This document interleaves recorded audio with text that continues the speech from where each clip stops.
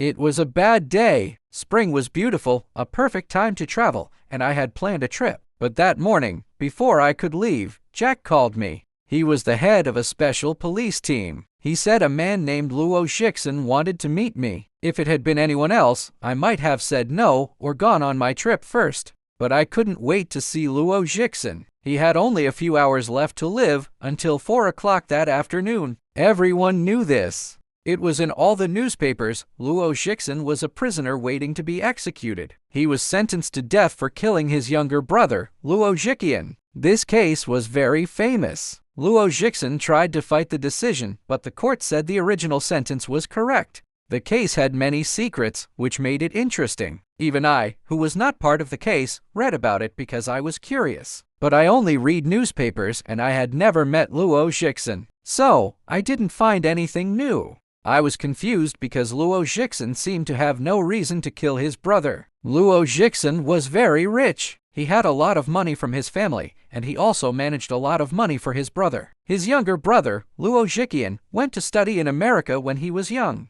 During World War II, Luo Jiqian was a soldier in the U.S. Army. He disappeared in the war, and the army believed he had died. If Luo Jixin had wanted his brother's money, he could have taken it easily and legally. But he didn't. Almost 30 years after the war, he still believed his brother was alive. He sent many people to search for his brother on islands in the South Pacific. Everyone knew about this. Their job was to find Luo Jiqian. The battles in the Pacific during World War II were very bloody, and many soldiers were lost. Finding someone who disappeared in that war nearly 20 years ago was almost impossible, like finding a needle in a haystack. Many people told Luo Jixin to stop, but he said he and his brother were very close since they were children. He said he would keep looking as long as there was any hope. His search never stopped. Because Luo Jixin was so dedicated, the U.S. military even helped him. They let him see old war records to help him search better. Then, something amazing happened. Luo Jixin found his brother. When he brought his brother home, it was big news, and everyone was very interested.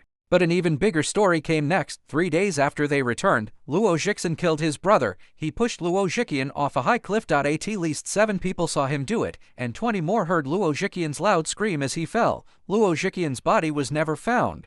Experts thought the sea had carried it away to a place no one could find. After pushing his brother, Luo Jixin stood still, looking confused, until the police put handcuffs on him. During his arrest and trial, Luo Jixin hardly spoke to defend himself. He said almost nothing. His wife hired the best lawyers, but they couldn't help him. 7 witnesses saw him push his brother. Also, 3 famous doctors who study the brain and mind said in court that Luo Jixin was completely sane, meaning he was not crazy. So, Luo Jixin was sentenced to death. The biggest mystery of the case was, why did Luo Jixin do it? Luo Jixin was a very smart and educated man. For a person like him to kill, especially his own brother, was a big deal. There had to be a reason. So, what was his reason? He spent so much money, time, and effort to find his brother in a far-off jungle island. Then he brought him back, only to push him off a cliff. If that was his plan, he would have to be crazy. But the doctors said he was not crazy. This is why the case interested me.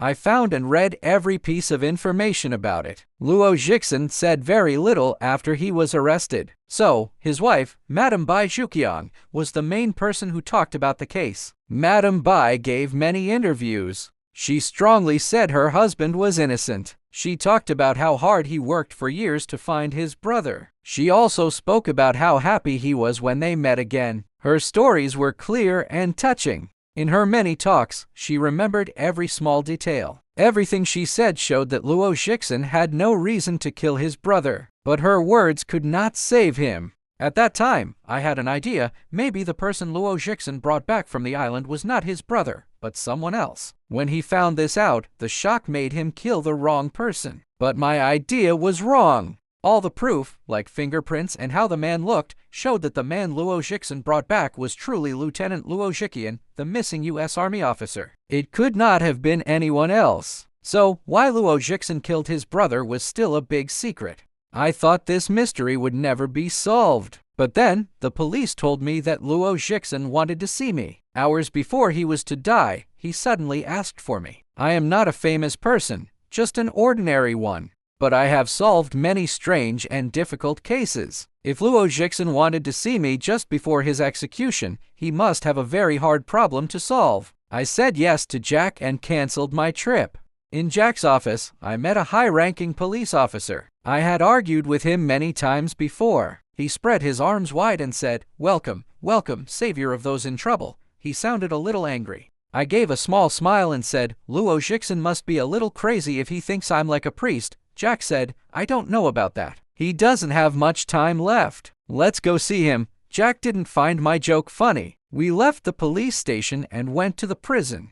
Outside, many reporters were waiting. Inside, the city's best lawyers were there. It felt more like a meeting for lawyers than a prison. Madame Bai had hired them. They were trying to stop the execution for a new appeal. It seemed like they might have some success. In the prison's waiting room, I saw Madame Bai Zhuqiang for the first time. I had seen her pictures, but in real life, she was thinner and looked fragile. Her face was pale as she listened to a lawyer. When Jack and I came in, someone spoke quietly to her. She stood up right away and came to me. She moved with grace and looked elegant. It was clear she was a strong woman, trying hard to hide her sadness. Her calm made me feel more sorry for her. She stopped in front of me and said softly, "Mr. Wei." I nodded. "Yes, I'm Wesley." She gave a sad smile. "I'm so sorry to bother you. He didn't want to see anyone, not even me, but he asked for you." I had felt a little unwilling before, but her words changed my mind. From how she spoke, I knew how much Luo Jixin needed my help.